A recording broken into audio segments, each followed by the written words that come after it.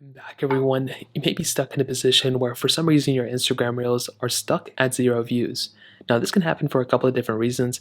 The first thing probably being that Instagram is just having some random glitches, so you'll pretty much just have to wait out until their things are fixed, basically. So if their servers are down or something like that, that's typically where these problems can occur.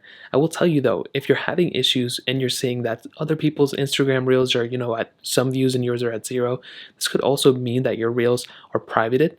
So what I'd recommend doing is clicking on your reel, finding the little drop down menu from the top, clicking here, and seeing if you can see that there's a little option that says, either visibility or whatever it is. And if it shows that it's private, well, then you may have to either re-upload it and actually set it to public, or like I mentioned before, Instagram itself is having some issues. So your profile seems like it's at 0 views when really there are views. It just takes a little bit of time for them to kind of catch up.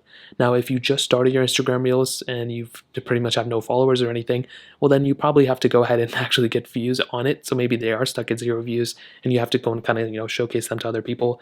Another thing I would recommend doing is making your way over to the App Store. So you can go straight into the App Store like this. And all you want to do here is you pretty much want to update your Instagram application. So what we want to do is you want to go here. You want to click on the search bar. You want to click up here and you just want to type in Instagram just like so. So we want to type in Instagram and we can go and bring it out like this. And at this point, what we can do is we can go ahead and open up Instagram and we can go and update this application. Instagram goes through many updates all the time. And if you're on a very outdated version of Instagram, well, chances are you probably have to go ahead and update your Instagram app. So in this case, what we can do is just go ahead, click on the update panel right there, and Instagram will go ahead and update as it normally would. Now, this is a very basic thing, like I mentioned, and it really doesn't take too much time. And once it's updated, you're pretty much good to go.